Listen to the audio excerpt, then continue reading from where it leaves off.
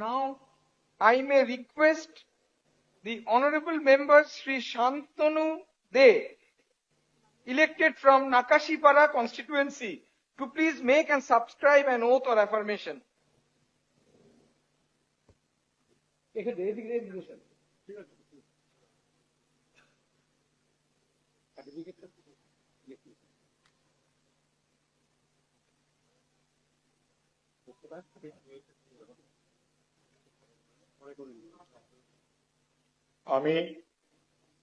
আমি শান্তনু দে পশ্চিমবঙ্গ বিধানসভার সদস্য নির্বাচিত হইয়া ঈশ্বরের নামে শপথ করিতেছি যে বিধি দ্বারা স্থাপিত ভারতের সংবিধানের প্রতি আমি অকৃত্রিম নিষ্ঠা ও আনুগত্য পোষণ করিব।